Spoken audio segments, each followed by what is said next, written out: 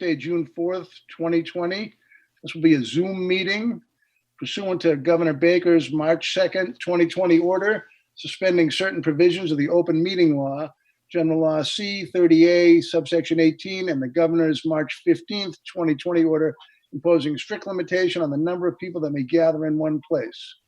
This meeting is being televised by Chelmsford Telemedia and is being conducted remotely. The Town of Chelmsford Board of Appeals will be conducting a remote public hearing on Thursday, June 4th, 2020 at 6 p.m. to hear an application submitted by, the first hearing is a administrative appeal to, it's an administrative hearing, I'm sorry, to request to extend the permit granted on May 18th, 2017 for 26 Highland Ave with James Elmore. He's seeking a special permit under the 195-8E to construct a new 28 by 50 three-story addition to convert an existing single-family home into a two-family home and a non-conforming structure, lot area, lot frontage, front setbacks, and a corner lot, which will now increase and create a non-conformities on max building coverage, max floor area ratio requirements, which will exceed 20% square foot increase allowance and the front setback. Someone here representing Mr. Elmore? Yes, I'm representing myself. Good evening. Hi, good evening. Why don't you give us a little synopsis of what's going on? Sure. So I was actually getting ready to start the project back in March. I had some trees removed. I had applied for the permit to get going. And then all of a sudden we fell into this pandemic, and uncertainty is not a builder's good friend. And so I was hoping to extend that the permit. I don't know exactly when I'll begin construction. Things are settling down right now. I think that I could probably line up the workers for late fall or definitely next spring at the latest. And so I would like to proceed with the project as it's laid out, as it's planned. I just, with the pandemic, not knowing if I was going to be able to get people to come and come to the site at that time back in March and April, I thought it was best to postpone the project for a little while. So this would expire on May 18th, 2020. I'm sorry? As it would be scheduled to expire on May 18th, 2020. I thought it was in June, but so yeah, I contacted Colleen and so I see this was already extended once on May 18th, 2017. No, that's when it was granted. Yeah, that was the original grant. Yeah. Okay, it says request to extend permit granted on May 18th, 2017. Okay, so That's not right. Okay, that's incorrect. that's the original. So this is my first and hopefully only request to extend it. And as I said, I do plan to proceed with the project as it was laid out, as it was when I came before this board 3 years ago. Just, because of the pandemic. The circumstances. Are there any questions from the board regarding this application? No. No. Brian, just so you know, all these permits that are going to likely want to be extended, the governor has granted some sort of extension. I'll have it for the next, how long they can go, because this one would have already expired, right? Yes. Would have, yeah. So the governor is looking at this and saying, we're gonna offer some umbrella help to everybody. Correct. In fact, Brian, the legislature has stepped in and have passed legislation that will extend all permits till 45 days after the end of the declaration of emergency has been lifted. So any permit that was valid during the time which the state of emergency existed will remain valid until after the state of emergency has expired, and then plus another. And then an additional 45 days. Correct. Okay. Thanks, Paul. Did this have to be publicized again that this was coming up, or? No, it's administrative. Okay. Okay. Is there anyone in the audience this evening that would like to speak in favor or in opposition to this application? Seeing none, I'll entertain a motion to close the public hearing. It's not a public hearing. It's just an appeal. No, it's just an administrative action. Okay, so we can just extend it. If Yeah. that's the flavor of the board. Does someone have a motion? I'll make a motion to extend it. I guess we should just understand how long we're going to extend it for too. Right. I mean, I think there's going to be some concern about even getting people to do the work. If everyone's extended for that time, not everything can get done in that 45-day period as well. So there's going to be some issue with that time. Do you have a date you'd like to target? I mean, you can come back, but we'd like to be over and done. I mean, does 2 years make sense to you? 2 years would be more than enough. That would be fine. I hate to say it, but it might even be, the governor's extension may override that. So there'll probably be protections in place if it did go, God forbid, worse than that. No, we certainly hope not, but no, 2 years would be fine. Is there no standard? Does anyone want to make a The motion? the governor's actions or that the legislation is not going to override any extension that the board provides. Right. It's simply acting to toll the exercise of the permit during the period of the state of emergency plus 45 days. The board is absolutely within its rights to grant an extension that goes beyond. Which we're hoping we are doing. I mean, Correct. I don't know why it would be a problem 2 years from now to continue, if this happened in such a way that was the case. You would be able to Not extend it worried again about if necessary. Okay, Then I'll make a motion to extend this for the 2 years as we discussed. I'll second. Second by Nancy. All in favor? Aye. Aye. Opposed? None? Steve? Good luck with it. Aye. All right. Yeah, good luck with it. thank you all very much. I appreciate your time. All right, take care. Great. Just for the record, that was unanimous. Yes. This new medium is throwing me off. And We'll get Mr. organized. Chairman, so we're clear, all votes need to be done in a roll call vote during the Zoom sessions. Thank you. Just to make sure everything is, So, should I ask each board member? Is that what you're you saying? should, yes. Okay. We'll get it right on the next one. Next hearing is a new public hearing, Lori Masso, 8 Crabapple Lane, in an RB district, single-family residential, for a variance under 195 nonconformity to construct a new 30 by 44-foot car garage that will not meet the side setback and any other relief that may be deemed necessary. Is Ms. Masso or a representative here this evening? Dave Taylor, her husband. Good evening, Dave. How are you? Good to see you all.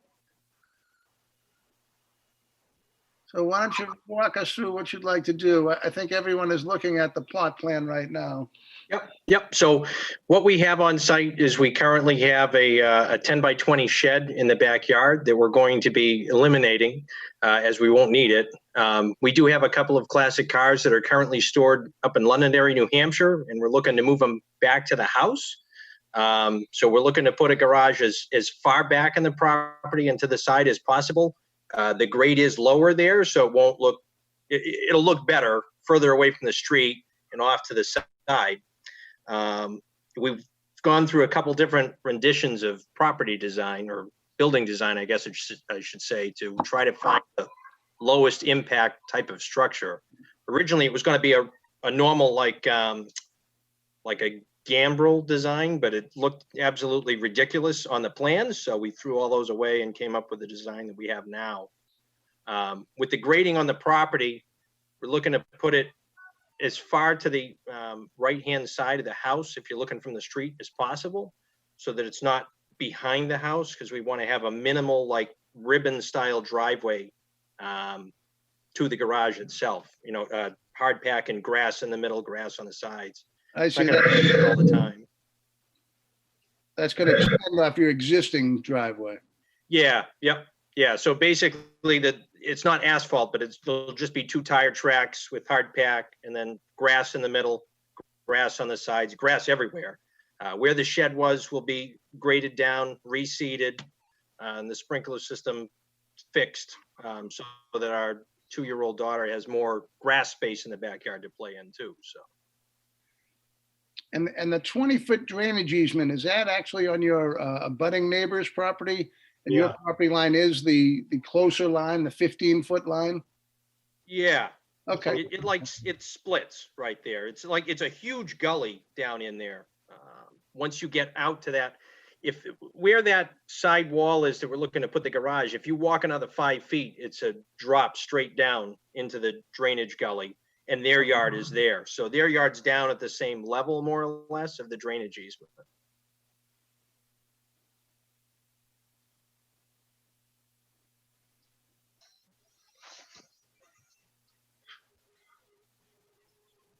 does any of the board members have any questions regarding this application?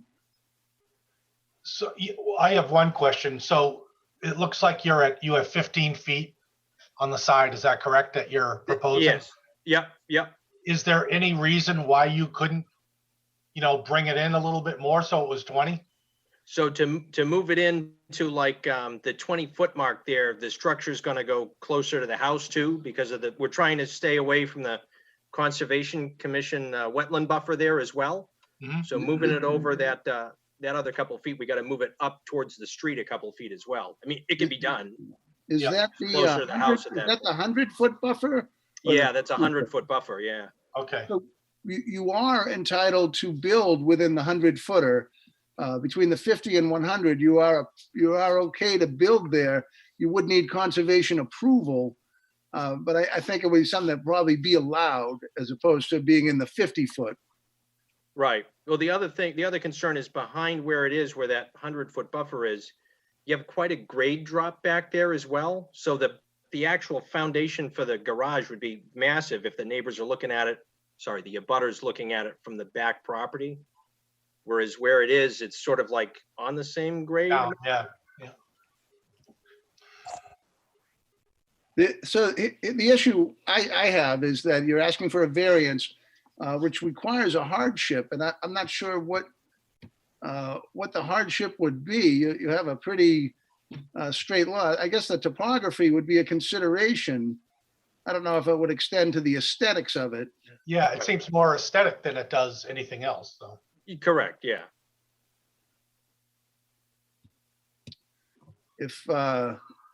I mean, my suggestion would be, and I don't know the flavor of the rest of the board at all, but if you could move it over that 5 feet, you would be able to go for a special permit and we wouldn't need to develop a hardship.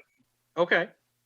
If that works for you, I obviously can't speak for the conservation, but I think it looks like 2 or 3 feet if you went over parallel and you'd go into the wetlands, it looks like, but it would be just grazing and it would just grazing the 100-foot. Yeah. I don't think there'd be a lot of pushback from them regarding that. You could, I guess, table this for the time being, or can we vote on it if we're less invasive without re-advertising, Colleen? Yes, you can. That's why Yeah, I'm good with that, so. for a variance. Right, and that's why I asked that question, because I thought it would be a lot better if we could move that. And I really don't have a good, a good hardship to even suggest. I don't know what would be acceptable. So that would be a very positive. To go to a special permit, we don't need to have a hardship.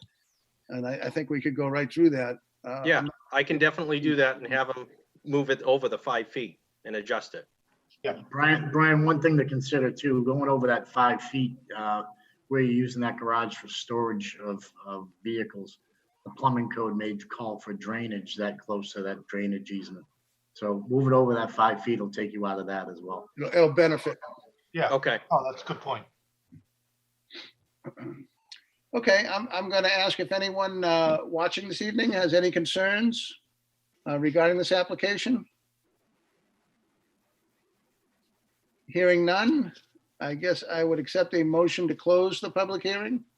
Mr. Chairman, before you do that, does it make sense to continue this until you see a plan that shows where the new location is going to be? Do you think that you have enough information to be able to draft a decision that specifies exactly what you want to see? Well, I think we could word the decision to say 20 feet on the side setback. It becomes less than important to have a drawing if that's where he has to put it. If you feel better continuing, I'm comfortable doing that. I don't want to do it so we're back in here again. Sean, do you have any opinion on whether that's a better move? So I don't have a problem if the board words it to make sure that the foundation as built pinned, has of to read course. 20 feet.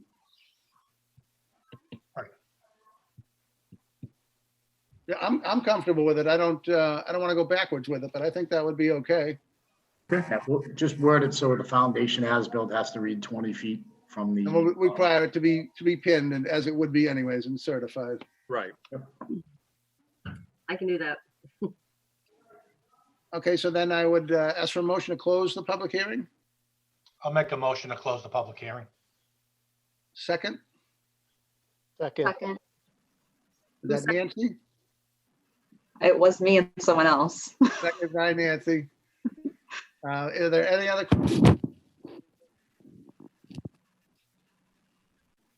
Nope. Someone like to make a motion? I would, but I can't. I gotta find it.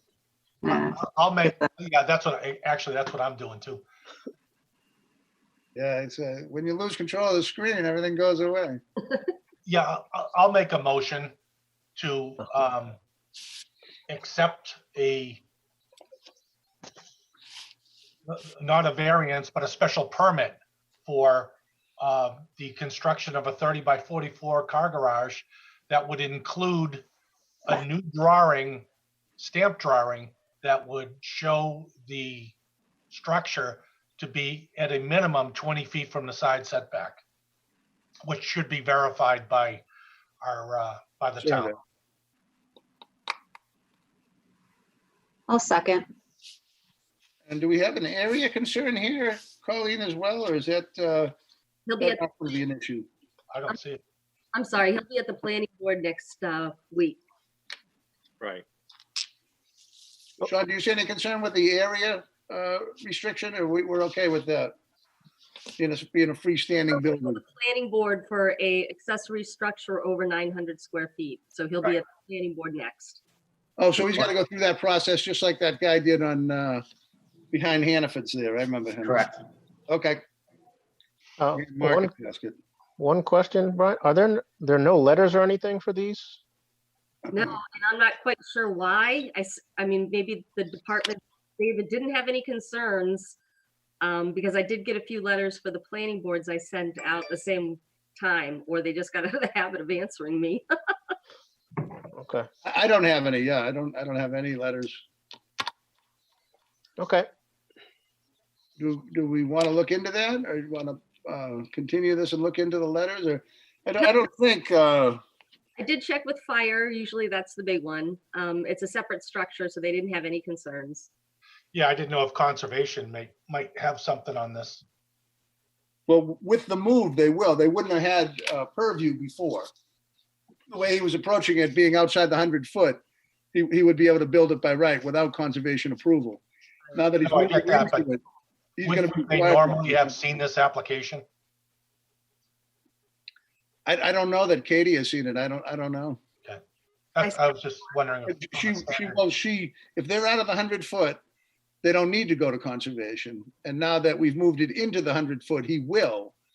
But I don't think that's going to create a lot of problems. So we're not like he's going to have to go to conservation now. Or we can move it up a little bit too, like the 5 feet over and move it up so it still stays out of the buffer zone when we redo Yeah, the if that's plan. your choice. You can do that. You Yeah. can't go, all we're really doing is allowing you to go 20 feet to the side setback. That's our only Right. special permit. Yeah, I think Katie will just require a note, if you're gonna keep it into the 100, just a notice of intent, but Katie can answer that. And if you choose to move it out of the 100, Gary, it might even be a request for determination. I don't know. I don't know what the land's like back there. did you buy a chainsaw? Did you buy it? I was going through my credit card, but what's his name took it back. I always put it on the account. I'm having trouble hearing someone. I don't think that's for the board. Steve bought a chainsaw. Yeah, that's background noise. Oh, okay, okay. I thought someone was making some point that I couldn't understand. I didn't want to ignore you. So would someone like to word a motion, Mark? I thought I did, but Yeah, you guys were just discussing it after the vote was taken. Oh, no, you need to take the vote. I'm sorry. I don't know if we took the vote. I made the No, I vote. don't think we did. We didn't. So I'm going to perform a roll call. Mark, on this application, how do you vote? In favor or against? In favor. Steve, how do you vote? In favor. Nancy? In favor. And I think it would be Evan was ahead of Ida. Is that right? In favor. Thank- It doesn't matter. Aaron's there, but Ida can do the next if you need somebody. And I am in favor. So that's 5. Motion carries unanimously. Thank Good you. luck with it. Thank you very much. We'll get those plans redone for planning board. Great. You'll have to decide what you're gonna do about conservation. I think I agree that moving it up would be a lot, it would be streamlined to do that. Right, exactly. And I know you try to get it as far away. I understand your need, so. This is awesome. My contractor will be very happy. Excellent, excellent. Congratulations. Thanks, guys. Okay. We have a continued public hearing that I don't believe we took any testimony for, which would mean that myself, Mark, Nancy, Steve, and Erin will vote on. And it's 6 to 11 Walters Street, Doug Landry, Landry Brothers Construction LLC, for administrative appeal of the decision of the building commissioner of the town of Chelmsford for enforcing the Chelmsford zoning bylaw for violation of section 195.5 and/or Massachusetts General Law, Chapter 40A, for the purported use of the subject property for a transport terminal in the limited industrial zoning district. I think I'm going to ask Sean to just tell us what his thoughts are on this. Yeah, so we received numerous complaints of UPS parking, storing of tractor trailer containers over at Landry property. After a little investigation, quite a bit of investigation, seems that they're storing and have leased out a portion of the property from the Landrys and storing excess trailers over there. Quite simply, it's in an LI zone. I felt that that was a violation because the trucking terminal is not allowed in an LI zone. Therefore, just simply wanted to have it put before the board to make a decision to either decide whether it was that far a stretch from what the Landry's property is, which is basically a contractor's yard, or actually was a trucking terminal. Okay. So before we get too into this, I had a conversation via email with Colleen earlier, and I think I may need to actually recuse myself from this case for personal reasons. So I don't know what. If you feel you need to, you Yeah. can. If you feel better about that and you want to do that, that's just fine. So I don't know if Ida can vote in my place. Yeah, she would step right in. That would be. Okay. that would Yeah, be- because it was continued. I didn't. Okay, great, Perfect. perfect. So I think I have to sign off, right? Is that the proper protocol? No, you It's You can not attend the required. public meeting, but you can sign off as well. It's Okay. not required, but it is best practice to do that. Okay, then I will do that. Okay, See you again, Thank you. Aaron. Hopefully. take care. And this is the last hearing, right? So should I come back or are we good? Am I, Yeah, this is the last hearing on the agenda for this evening. okay, well then I'm just gonna sign off and let you Quickly guys. talk about when we're going to meet again, Colleen. Oh, Just we need to Yeah. take a vote to change the next meeting to the 9th instead of the 2nd of July.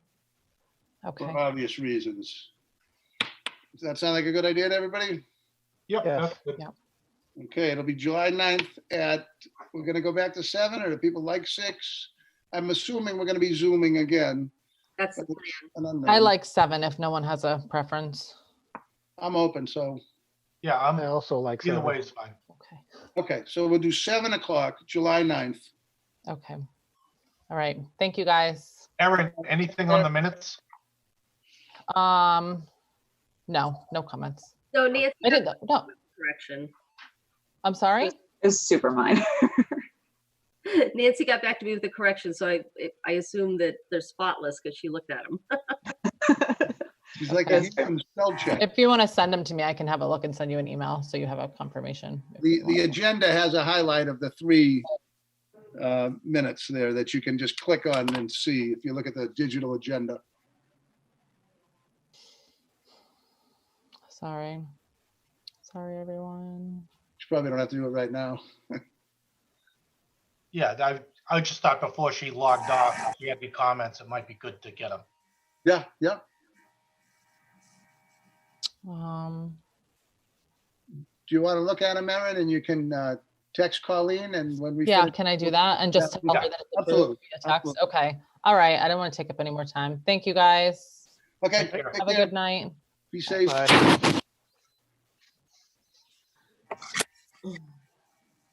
Okay, so we're going to hear from, looks like an attorney to me. Oh, I think so. Yeah, good evening. My name is Paul Feldman. If the host can allow my video, I'd welcome being able to be seen. Start my video. Thank you. Good evening. Good evening.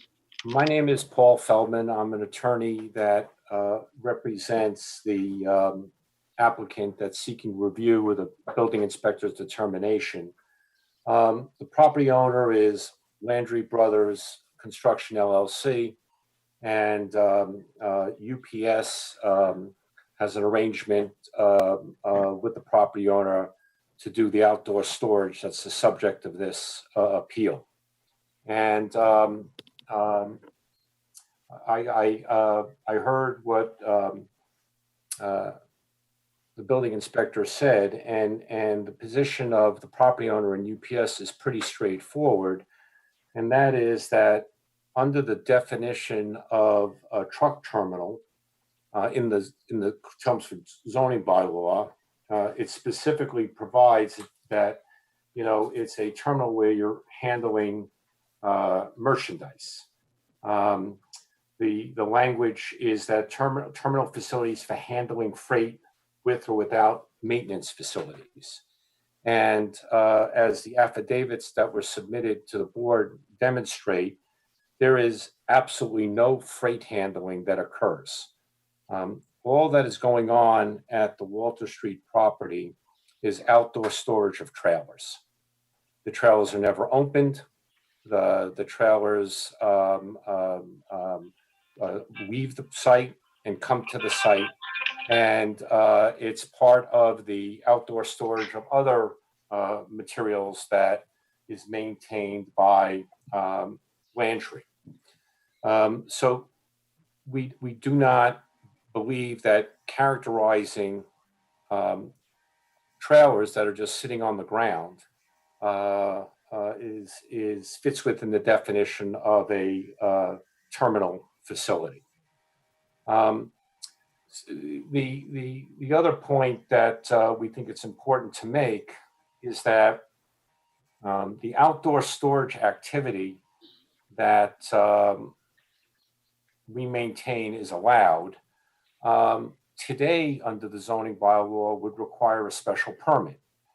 But as we've also documented, this outdoor storage located at this property has been going on before 1986, where the Chelmsford bylaw was changed to require outdoor storage, requiring a special permit. And so it's a classic example of the outdoor storage is a previously existing non-conforming use.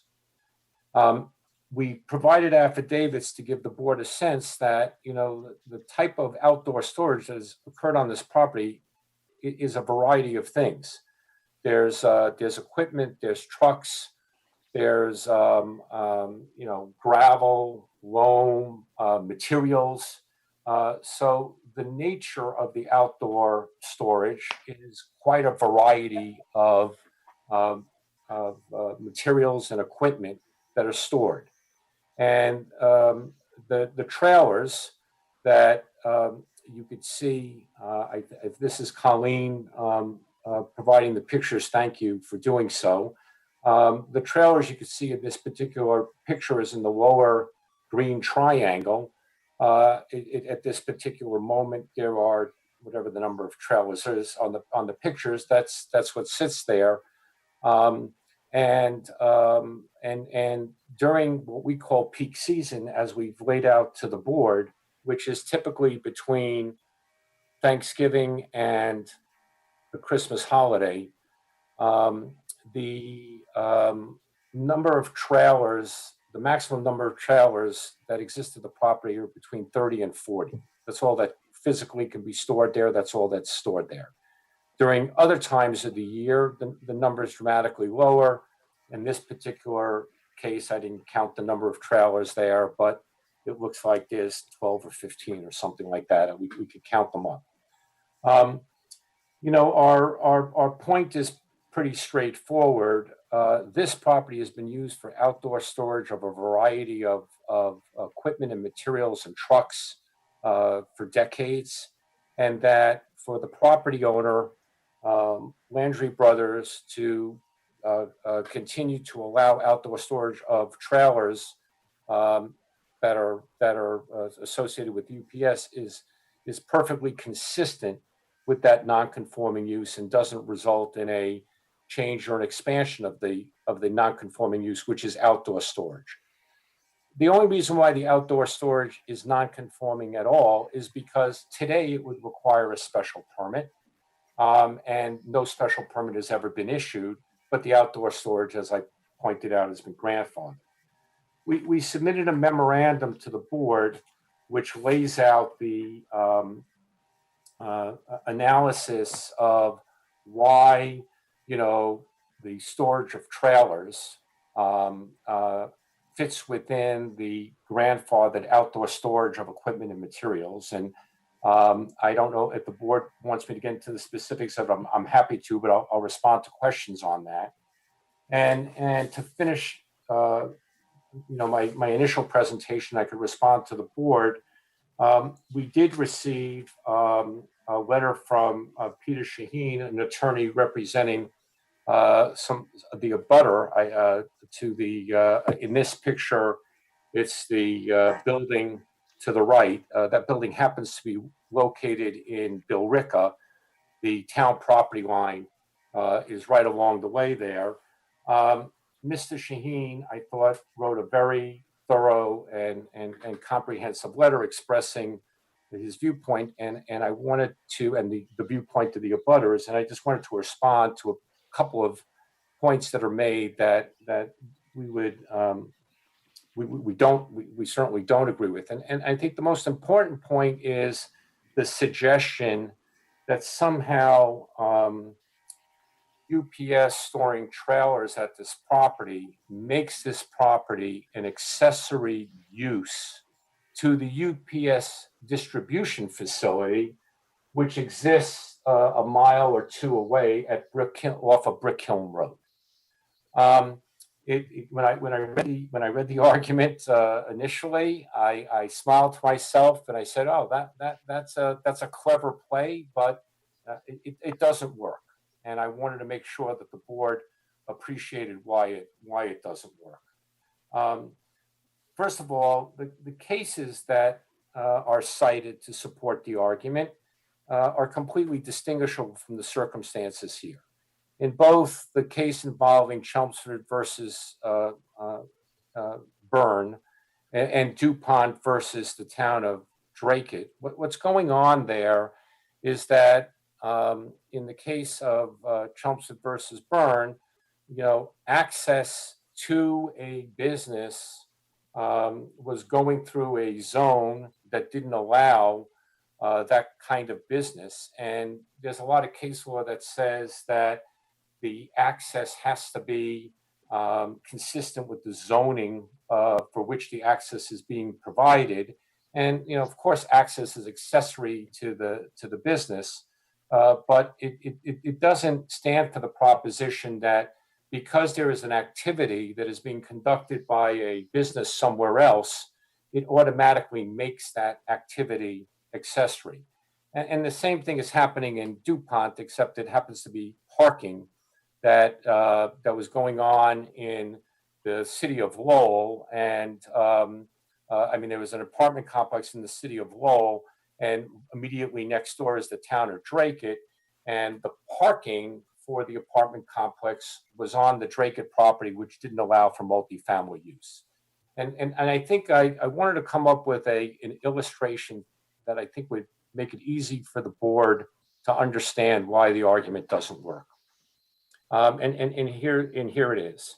If I'm running a retail store in a retail shopping center, and it's an allowed use, and a mile and a half down the road, I rent a warehouse in an industrial district that does not allow retail, and I'm storing all my inventory in that warehouse a mile and a half down the road.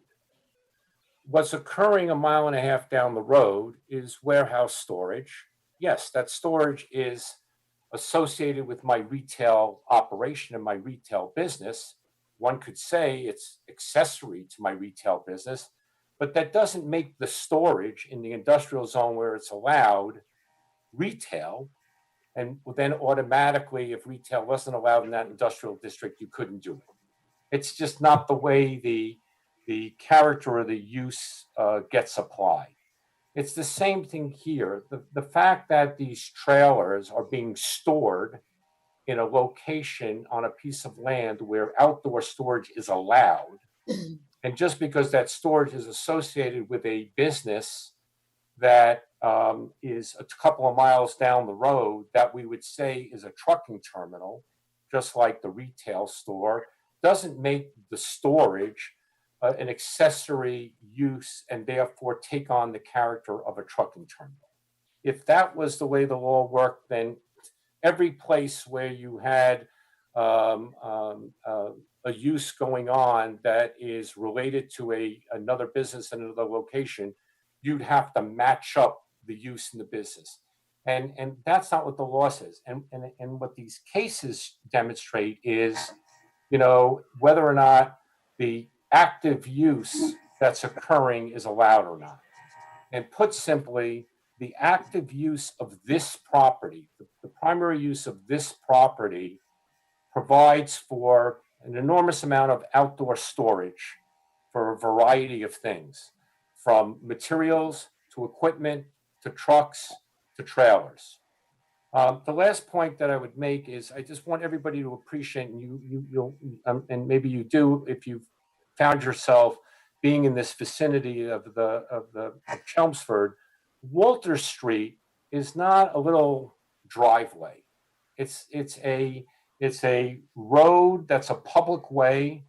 It's bituminous. I was there. It's roughly 24 feet of bituminous in width, with granite curbs on either side, and it is absolutely sufficient and capable of handling the truck traffic that occurs going in and out of Walter Street. There's nothing about Walter Street as a public way which would suggest that truck traffic can't use Walter Street just the way it uses it. And in fact, with regard to the abutting property in Billerica, they use Walter Street for truck traffic too, for the purposes of things that go on in that adjacent building. So in short, I thank the board for their attention. I'm happy to answer questions, but number one, the storage of trailers is not a truck terminal consistent with the definition as set forth in the Chelmsford bylaw. The outdoor storage is consistent with the well-established and documented by the affidavits non-conforming outdoor storage use that is permissible and grandfathered on this property. And the mere fact that the storage is associated with a business that happens to be a trucking terminal doesn't make the storage a trucking terminal or an accessory use. Not how the concept of accessory use works in the law of the case law. Thank you, and I'm happy to respond to any questions.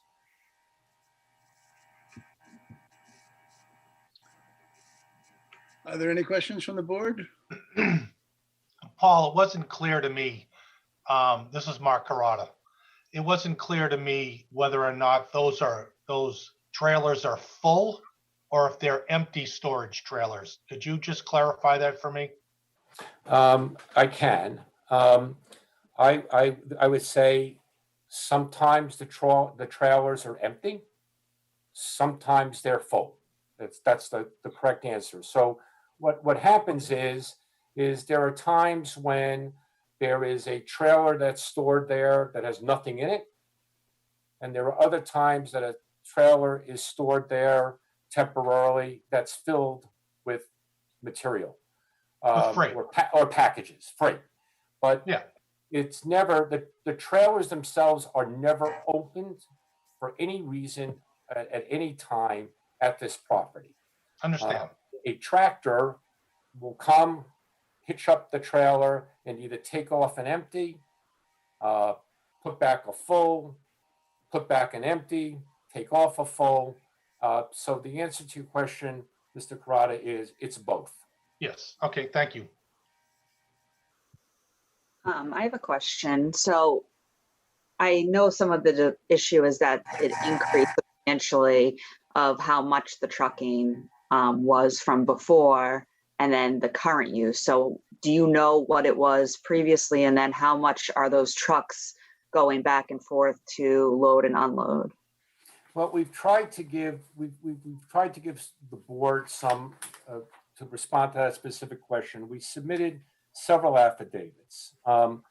Importantly, we submitted the affidavit of Mark Vineski, who has personal knowledge of the operations of that property, since 1976, 1980, because his dad first owned it and then he owned it. And he describes that there was substantial truck traffic associated with the operations of storage and distribution that occurred at that property. And the truck traffic was all different sorts. There were large tractor trailer, 18-wheelers coming in, delivering material. There would be, different types of trucks coming and going as people were getting material. So it was a fairly active truck traffic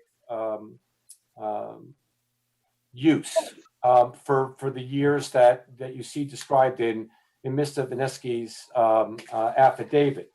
We also provided the affidavit of an abutter who is immediately adjacent to the property, Bruce Cumming. Bruce Cumming indicates that he's resided at the property immediately adjacent since 1985. And he has consistently observed the materials, equipment, vehicles being stored at the property, as well as truck traffic to and from the property. And he points out on a daily basis, tractor trailer trucks and dump trucks making deliveries or pickup of materials would come to the property. So it's not only the first thing we're saying, and obviously Mr. Landry, we also submit an affidavit, the applicant, I'll call him the party in interest because he's the current owner. And he talks about the equipment and storage that goes on today. What I think is important about these affidavits is two of the people that are providing testimony to the board through affidavit are completely disinterested people. Okay. They are the prior owner that has nothing to do with this property anymore, explaining what the historic use was, and an immediate neighbor, a butter who lives in a home that has been observing what's been going on in this property. And neither of them are have an interest in the outcome of this. They're just giving the board facts. And I find it noteworthy that Mr. Cumming, who lives right next door, has been there since 1985, has seen the operations on that property, and has now seen the operations that are conducted since UPS has provided some activity in the last couple of years, does not complain and is not complaining that you have a difference in truck volume and truck traffic and the like. And I think that's important for the board to take note of and appreciate that, you know, the complaints that we heard Mr. Shanahan make reference to are complaints of tenants coming from the building that's in Billerica, that they're there during the day. Some of this traffic, certainly at the peak time, occurs, you know, when those businesses in the Billerica building aren't even operating, because a lot of the traffic is occurring over the dead of night. And so, you know, we accept the fact that the tenants next door and the property next door are complaining and they have a beef, and, you know, it's not something that they like, but the level of activity that UPS has engaged in, certainly for 10 and a half months of the year, I think is less active than the historic. And that for the what I'll call the peak season, which we all would appreciate between Thanksgiving and the Christmas holiday or New Year, is a level of activity that is not substantially greater than what you see described in these affidavits. And I would just point out one final thing, and you see a reference to the memo, that a change in volume itself, a volume of traffic, does not change a non-conforming use so that it's no longer allowed. Volumes change, businesses grow, activity grows. In this particular case, the variety and types of outdoor storage that has occurred on this property has ebbed and flowed over the 30, 40 years, but it's always been an active outdoor storage site. I hope that answers your question. Yes, I just wanted some clarification, because saying it was substantial use before, I just couldn't really gauge on how much. Yes, so there are the affidavits that lay out in detail that describe substantial truck traffic, truck to trailer tracks going daily, different types of trucks, 25-yard, 18-yard, 7-yard, different types of trucks. There's an active traffic flow from the various storage that's taken place on this property. Thank you. Any other questions? I have questions, but I've never done this on Zoom. If you could just tell us your name, Bruce, and your address, and just express any concerns or observations you have. Yes, my name's Bruce Cumming. I live at 5 Walter Street, right across the street from where this UPS trailers are being stored. And there really is a big difference between what's going on today and when Mark Vanuski was running it. Yes, he did store materials, landscape materials. Yes, there were trucks bringing in raw materials, and then he dished it out and sold it retail. Yes, it did work Mondays through Saturdays, never on Sundays. Plus, he was closed at 5 o'clock. UPS is running 24 hours a day. I can't sleep. I haven't sent anything because I don't want to make waves. But what am I supposed to do? They go over the curves, the streets wrecked. I mean, and they're all empty trailers coming in. They're not full, because you could tell the difference, because when an empty trailer goes over a pothole, it'll wake you up. A full trailer won't do that, and they fly in and out of there. So, and speaking of curbing, the curbing's all been taken out. So I don't know. I'm just voicing my opinion. I don't want to see anybody get hurt, but what's right and what's wrong?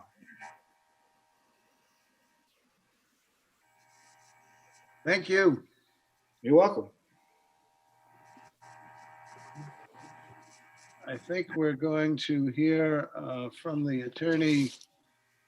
He's disappeared on my screen here, so I apologize. Mr. Shaheen, is that correct? Yes, Mr. Reedy. Thank you. Good evening. My name is Peter Shaheen, and I represent the Richard L. Duffy Limited Partnership, which owns 100 Chelmsford Road, which is the abutter. And I heard what Mr. Feldman had to say, but I really believe that what Mr. Cummings had to say really gets to the heart of the issue here. This is really what this is all about. We can argue about the legal niceties as to whether or not it's an accessory use, whether or not it's a pre-existing non-conforming use. You've got Mr. Feldman's memo, you've got my letter. But really, the heart of the matter here is what Mr. Cumming had talked about. The issue here is, and the reason why we say this is an accessory use, is because UPS is essentially taking over this street. Mr. Feldman, I'm going to disagree with you in your characterization of the comings and goings of traffic on that road. It is not benign as you had described. In fact, it's quite the opposite. And as we stated in our letter, UPS traffic there gets very, very, very heavy just before the holidays. But actually, as a result of the pandemic, the traffic over there is running right now at holiday volume. And I think that's going to last for a while. It seems that way anyways. As far as the issue of, whether or not this is an accessory use, I would presume that if UPS had the space at its terminal to store these trailers, they would store them on their own property. Obviously, they don't have that room, and they need this space to run their operation. Hence, it's accessory. That's why the building commissioner, I believe, issued his finding that it was, in fact, a truck terminal, which is not allowed in this zone. And it's not the same type of use that was being used for decades as a contractor's yard. I think we're all familiar with contractors' yards and how they and the uses of them. Sure, there's comings and goings. You're going to have the occasional truck coming in and going, not 60 to 90 trucks a day.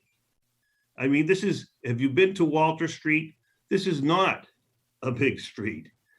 Actually, in doing some research here, it appears that it's basically a spur from an old road that used to run, I think, along the town line between Billerica and Chelmsford. So, and this is what's left of it. It probably pre-existed Route 3. But in any event, it's not a big road. It really can't handle the traffic. The damage that's done over there is intense. The inconvenience is intense.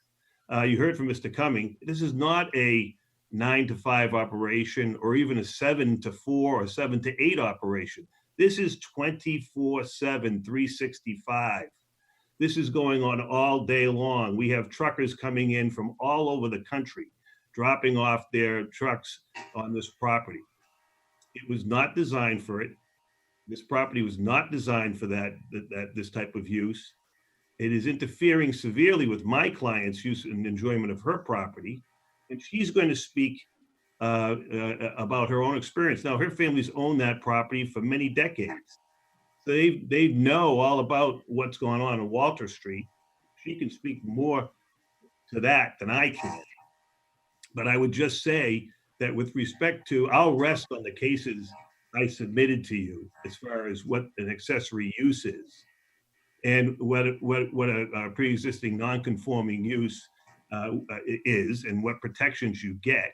And in this case, I think that those protections have been lost because of the way in which this property is being used and the character and effect on the neighborhood. the effect of and Mr. Feldman's right. Volume alone is not necessarily something that knocks you out of the protection that you get under Section 6. But what the cases that talk about that have to do with someone's own business that continues to grow. In other words, if my landscaping business, it's been there for 30 years, just keeps growing and growing and growing, and as a result of my success, the volume increases, yeah, that's right, I still get the protection. But in this case, there's a complete change where we've gone from an outdoor storage facility for landscaping material to entering into a deal with UPS to let them store trailers there. As many trailers as they can fit on the property. And the photo that you saw must have been taken in the middle of the summer, because that's not what you, and it looks like a very static situation there. There are no trailers coming and going. I would urge you to go to that to that part of town, because I'm sure you're familiar with the amount of truck traffic coming in and out of Brick Kiln Road from that UPS terminal. That's a very large regional UPS terminal. There's a lot of traffic coming in and out of there. So I'm happy to answer any questions, but I think that Mr. Cumming had pretty much gotten to the heart of the situation. So that's all I really have to say at this point. Thank you. Does the board have any further questions of Mr. Feldman? If I may just respond in one way, because Mr. Shaheen made reference to the pandemic. I actually spoke with the facility operator of the UPS facility at Brick Hill Road today, because I really did want to understand, now that we've been through 2 months of the pandemic, what has happened with his operations from a peak flow point of view. And he was very clear to me. He said, you know, if you go out there today, I think we have 3 trailers there. The fact of the matter is we have not had activity that involves us using the Walter Street property any more than we typically do when we're not in the holiday season. So I agree with Mr. Shaheen that UPS business is up, and that their flow through is as busy now as it is during the holiday season.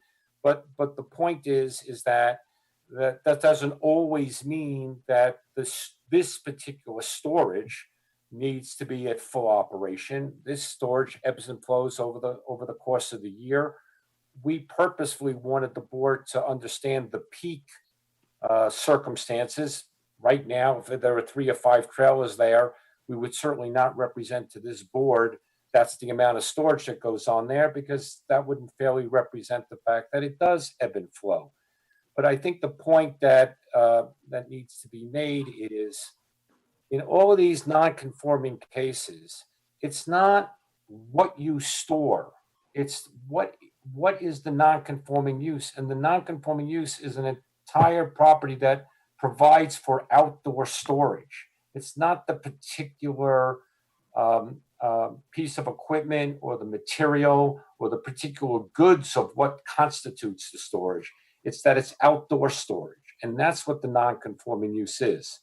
And so I understand the point, and I understand the argument. Well, these are truck trailers. It's different than the landscaping yard, but that's a little bit of a red herring. And we see that in a lot of the cases. And again, I refer you to our brief, particularly the Derby refinery case, where there was a complete change in the storage of material from fuel storage to asphalt, where it was acknowledged that fuel storage is a fuel supply, asphalt is a building material. They had to electrify and heat the asphalt in order to get it to flow. It created extraordinary odors. It created air emissions and the like. And the point was, well, no, the fact that you've changed the material of storage does not make you lose your non-conforming use. And the fact that you change the particular the particular item that is being stored outside does not change your grandfathered use.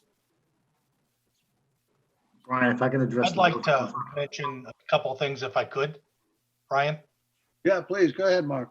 I went down there today at 4:00, and I would say that the area in question was maxed out, probably at least 15 to 20 pieces down there, which in addition to also had a truck cab alone that was sitting there idling with a gentleman in there. Looks like he was waiting for his assignment, whether or not he was going to hook up to a trailer and whether he's going to take it out or what he was going to do with it. So that was just a quick perspective on, on June 4th as to what I saw today. The other question that I have is because Mr. Feldman mentioned that sometimes the trailers have freight, sometimes they don't. And we've also talked about potentially the amount of the frequency of visits in and out of there, which when I listen to all that, it seems to be lining up that it's being operated as a transport terminal to some extent. Okay. And because the first part of the freight handling process is to take a trailer with freight in it and move it to another destination, or take a empty trailer and move it to fill it across the street. So between the frequency of everything going on there and the fact that there is freight in there, it's not storage for empty trailers that, they just don't have, they have too many of it for the moment. It just feels like it is somewhat of an extension of the operation that is going on across the street. So Brian, if I may, that was included in my decision was the actual definition of trucking terminal, freight terminal, was the fact that merchandise, I found out through meetings with UPS, that these trailers always weren't just empty, that they did have, as the definition states, merchandise in them, which is what is being moved. Yeah, Mr. Feldman said that before, so if that's not you, I'm not sure. Right. I think I'm in agreement that they are, in fact, it was actually a good analogy that Mr. Feldman used to describe the retail and the warehouse. But I think in this case, we're sort of calling this retail and retail, where things are getting swapped out pretty quickly. It's another parking area for the trucking terminal. I am very familiar with this site. I've gotten loom from Anthony's, from his dad, for 40 years. And the triangular shaped lot was always a large mound of loom and sand, which was often made into loom in that area. There was a bulldozer there, and what they did was create loom and then resell it. It went on for forever. Certainly not to the extent that it appears it's going on now, which I can also understand is not indicative of because you're doing more doesn't make it a change in use or a grandfather issue. I can also appreciate that this is no longer a landscaping or a loom sales operation. It's trucking. Right. I think I'm gonna, is it Jane Hughes? Would you like to speak, Jane? I would. Good evening. And will you just get your address as well, please? Sure. I live at 29 North Main Street in Westford, Massachusetts, but I want to thank you all for the opportunity to speak with you in Chelmsford this evening.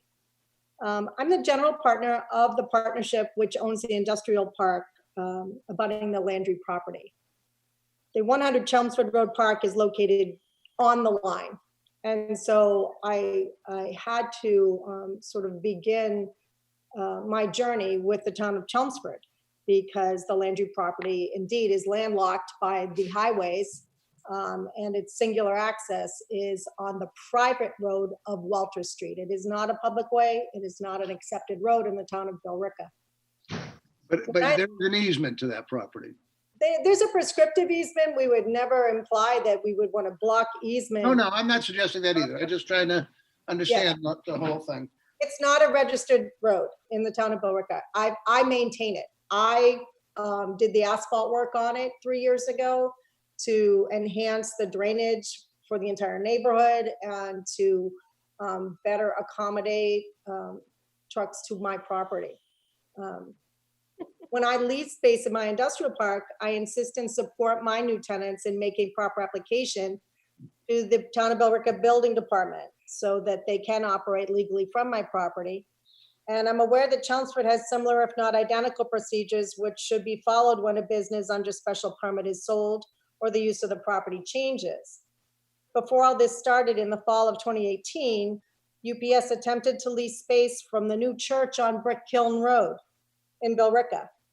That property owner approached the commissioner of the Billerica Building Department and was told the type of trucking terminal activity UPS sought to exercise was not allowed. So the church did not undertake the lease. UPS then approached Mr. Landry, I believe fully aware that the use was not allowable in Chelmsford as well.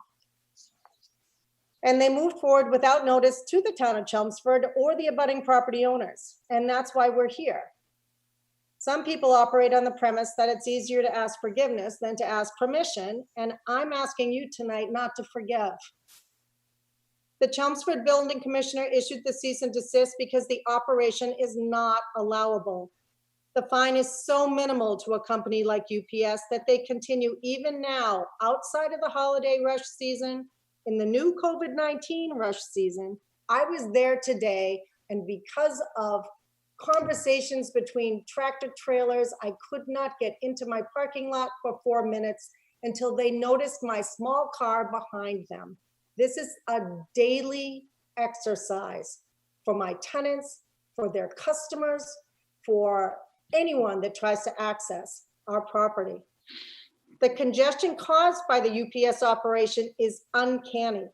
The Landry property is situated such that my property is subject to constant trespass and damage. Truckers have actually driven across my front lawn in their big rigs to avoid the difficult turning radii that exist after coming into my parking lot, realizing they're in the wrong place and trying to get down to the Landry property. They drive across my front lawn. The trucks consistently drive up and over the curb on all sides of Walter Street, a hairpin turn off the heavily congested Route 129. Walter Street is a private way in Billerica, which I have to maintain. UPS has all but destroyed the first 50 feet of Walter Street and the entry to my parking lot in these past 2 years. UPS makes use of the longest trailers and cabs allowed on the road. Vehicles poorly suited to the existing roadway layout.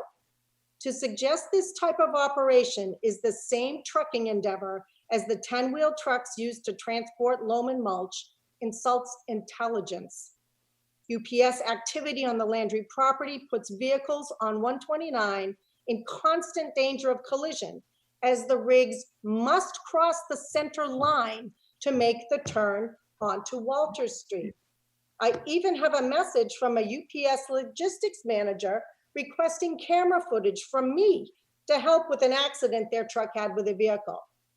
Another truck took one of my tenants' legally parked in my parking lot truck in a space. He clipped it and caught it with his trailer and dragged it for 10 spaces because he was lost. There's no signs. These guys are coming in from out of town. They have no idea where they're going, and they always end up on my property.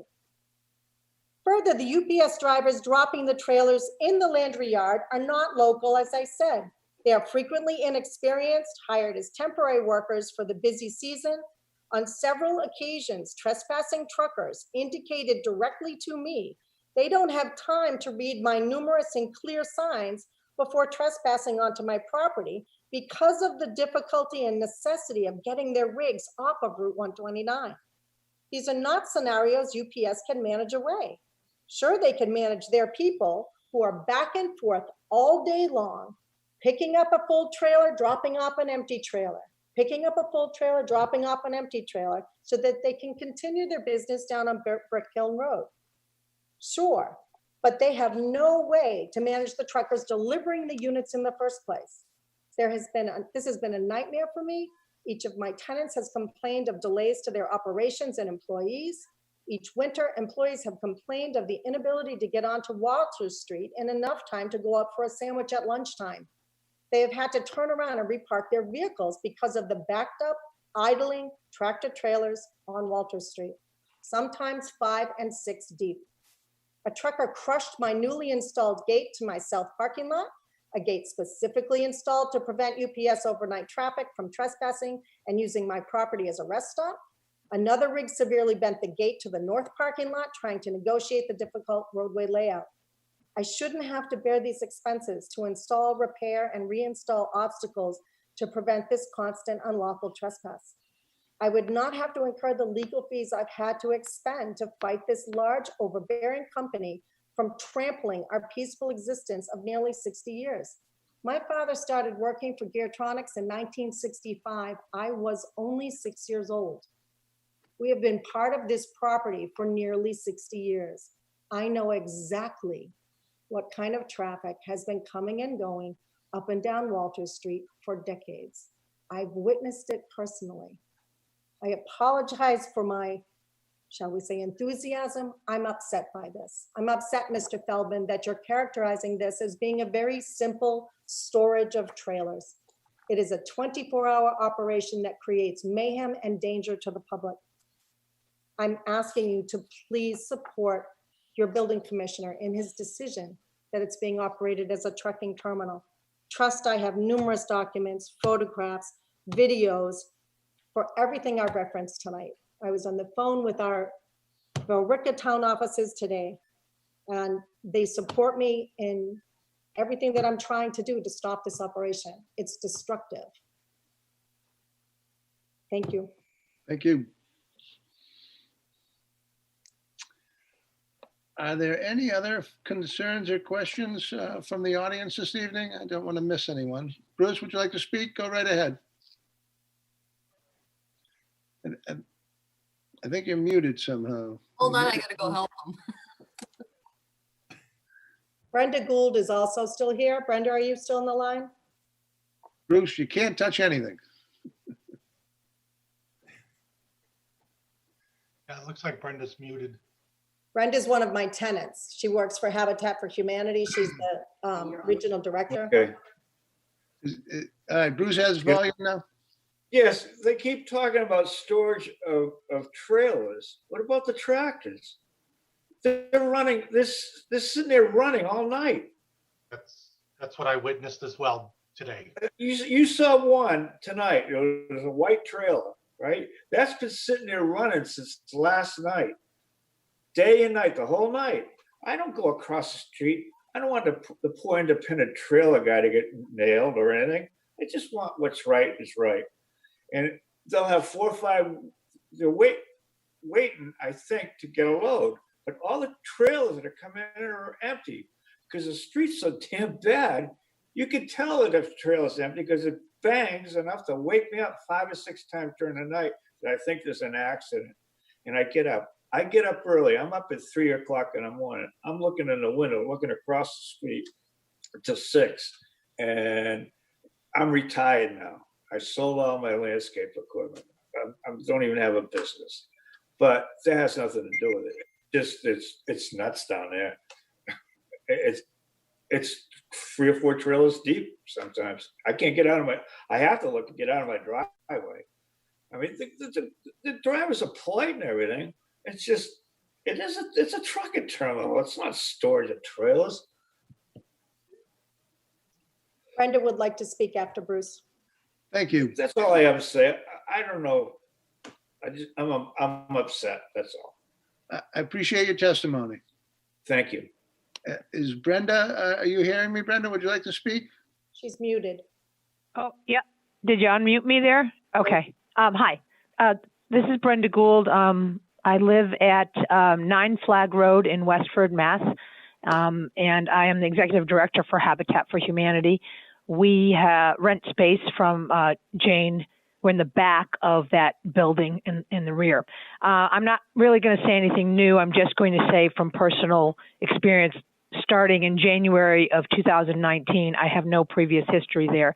I would probably argue from my experience that that road is very small, Walter Street. You cannot fit two cars, certainly, side by side.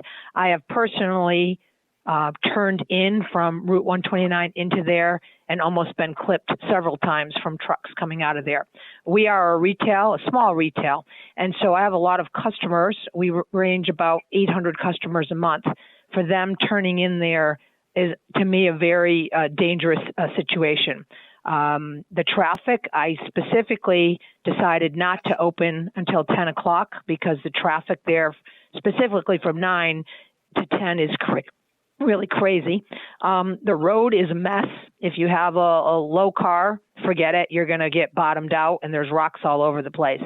And for another piece of safety, I've been there when truckers are sleeping in the truck or there, and I have women cashiers that come out at 6 o'clock at night, and in the wintertime when it's dark, I tell them not to, bother anybody. Sometimes the trucks can be in the way of us trying to drive out of there. So I think it's very much a safety issue, and it's very busy. So I can only do it from personal experience and realize the problems that I've seen since I've been there.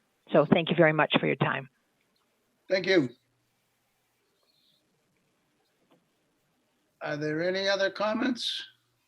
Mr. Feldman, if you'd like to speak again, I think you can. And after that, I believe we'll close the public hearing. You seem muted, sir. There you go.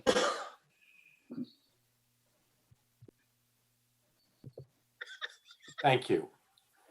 With this, please be patient. Listen, I think that obviously it's going to be the board's responsibility to find the facts. I've been to Walter Street. I have plenty of pictures of Walter Street. There's two cars, two trucks could go past each other on Walter Street. I have measured it. It's a by 2 minutes, 24-foot wide road with granite curb. I know people have been down there and can see it. So obviously, it's the board's responsibility to determine the facts. You'll find your facts. I reaffirm that the fact that the outdoor storage is trailers, whether or not they're filled with merchandise or not, again, with all due respect, is a red herring. Freight is not being handled at this facility. Trailers are.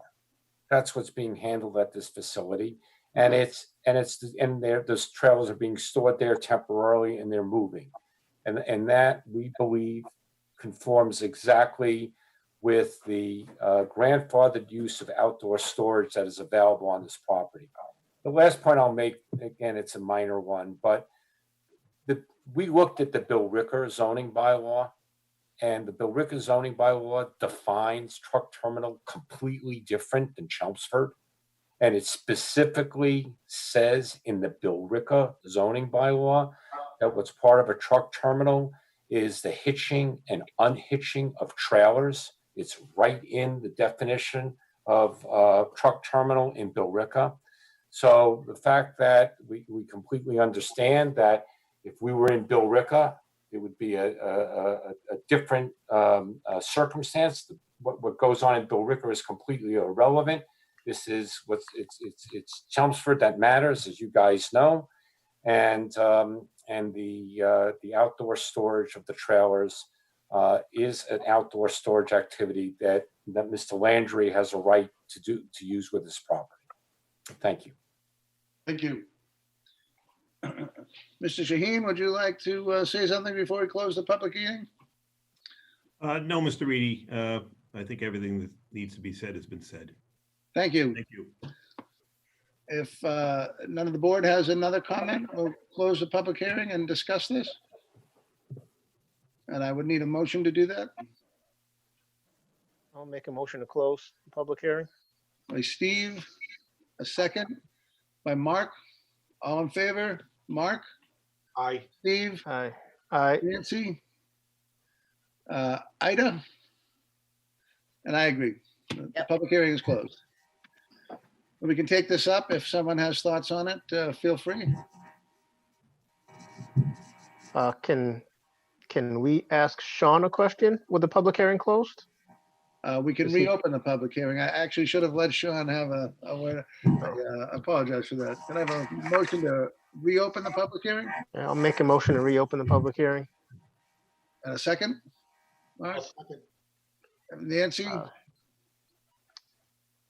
Ida? Yep, I'll second. And I agree. There you go. I'd like to ask Sean for his definition of a trucking terminal from the Chelmsford bylaws point of view. I could probably pull that up, huh, Colleen? I mean, just based on the fact that something led him to put this under that category based on what he saw and his interpretation of the. What led me to the absolute final part of my decision was finding out that these trailers were in fact loaded with merchandise, which in the bylaw and in the definition, it states handling of merchandise. So, Mr. Chairman, I have the bylaw open in front of me. Defines transport terminal as terminal facilities for handling freight with or without maintenance facilities. Right. So if a truck was to pull in there loaded, it would be handling freight, the truck itself. Yep. And that is the way That's your interpretation, Sean. Yes. Okay.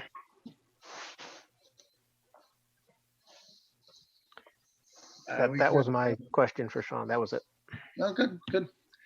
I guess I'd ask for a motion to close the public hearing again. I'll make a motion to close the public hearing. Second? Come on, Mark. I'll second. If there's more to discuss, publicly, we can. I'm not trying to rush it. No, fine. I second. Nancy? Yes. Ida? You're Yes. muted, yes. And I'm in favor of closing the public hearing. Okay. So I do believe, I agree with Sean that, one, there's an enormous amount of work going on there that wasn't. And I say this from personal experience. I've gotten loom there forever, and it was not what's there today. And I appreciate the fact that that doesn't necessarily preclude it from being it, but it wasn't any kind of storage area for vehicles. It was a loom operation. That's really the only thing you could get there. I don't even think for a long time you could get stone or sand there, though that did expand, and bark mulch, but for a very long time it was just loom. So I'm of the opinion that's not really a grandfathered use. I don't know how the rest of you feel about it. I agree that there's definitely been a change in the use from the trucks that would transport the landscaping materials. While there is some trucking associated with that, it's a different type of trucking than what this is. And this is more akin to the transport terminal than trucking the material on my property. I do. I think in essence, this has become an annex for the brick kiln facility. And again, to relate to this to a retail outlet and a warehouse somewhere down the road, I don't think that really applies in this case. I also feel like in some of the instances, it's more like parking than storage. If you bring the truck there, you leave it for 2 or 3 hours until you have a bay over at your UPS facility to handle that product, then I think of storage You're as a using the two long-term. spaces in conjunction. Yeah. Well, that sounds like a motion. Oh, I got to go find whatever this or PDF is. And I'll just remind you that Mr. Haverty is in favor of an affirmative motion to be clear. Yeah. In this instance, Mr. Chairman, the board needs to know that this is an appeal of the determination by the building commissioner. So the motion would be whether or not to uphold the building inspector's determination. So I guess the motion would be whether to uphold it. Correct. Okay. And I'll make a motion to uphold the building commissioner's decision. I will second. To 6 to 11 Walter Street. I will second the motion. I have a second by Nancy, I think. Beat you to I it? think, okay. I think I cut Mark off. So. Oh, okay. That's not a critical thing. And I'm going to take a roll call as we're going to do on this Zoom. So Mark, how do you vote? How do I vote? Yeah. I vote to uphold Building the Commissioner's decision. from the building commissioner. Steve, how do you vote? To uphold the decision of the building commissioner. Nancy, how do you vote? I uphold it. And Ida, how do you vote? You vote to uphold it as well, yep. And I also vote to uphold the decision of the building inspector. It's unanimous. But thank you very much. Appreciate it. Thank you. Thank you for your time. Thank you very much. I appreciate it. Okay, I guess we're gonna move on to minutes. Did we hear back from Erin, Colleen? Thank you. Did you hear back from Erin, Colleen? No, not yet. Do we want to do the minutes? Or not? You want to hold on? Should we close the meeting? Yeah. Is everybody still there? No? I guess we can make a motion. Well, I don't know. Do we close the meeting before we accept the minutes? No. No. No, we do that one then. No, but we might want to dismiss everyone else. Well, the only ones left are us. Okay. Right. Well, Paul and And John. you shouldn't dismiss anybody. It's still a public hearing until you close the meeting. Oh, for the minutes too? Yeah. Yes. And I did hear from Nancy, and she said she made one change. I've made it. So I didn't review the February because I wasn't there. So I only reviewed the January and March. So full disclosure. you can approve those too. Why don't we approve those? I didn't know, so I just didn't. February's either, so I don't want to approve that. I reviewed all three and had no comments. One's noted by Nancy. I'd ask for a motion to approve the minutes of January 9th, 2020. I'll make a motion to approve the minutes of January 9th, 2020. And I have a second. Second. And this is a roll callable thing as well, Paul?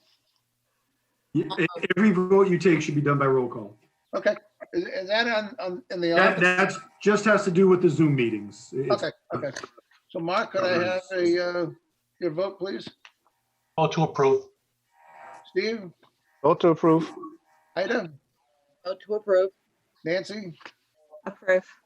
And I also vote to approve the 1/9/2020 minutes. And then the 3/5/2020 minutes, I need a motion to approve. I'll make a motion to approve the 3/5/2020 minutes. I'll second. Second by Steve. Mark, your vote. Vote to approve. Ida, your vote. Vote to approve. I also vote to approve. It's unanimous. And we'll look at the February 6th minutes. That went better than I thought, so that is good. You. So the future, it's very, very weird. So that's all I had for tonight. Okay, well, thank you all very much. You gotta close the hearing still. I'll make a motion to close the hearing, close the public hearing. Second. You don't need a second. Jump in there. It doesn't require a second. A Oh, second. That's right. Mark, are you in favor? In favor of closing the meeting, Mark? Yes. Ida, are you in favor of closing the meeting? Yes. Nancy, are you in favor of closing the meeting? Yes. I am in favor of closing the meeting. Now that Yes. Steve made the motion, do I still need to ask him? Yes, you do. Yes, I'm still in favor. Yes. Unanimous. We'll see you all on the 9th of July. Have a safe holiday. And we're doing 7, right? Yes, it's going back to 7. 7 o'clock. Back to 7. Okay. All right, thanks, everyone. Good night. Thank you. Take care. Thank you.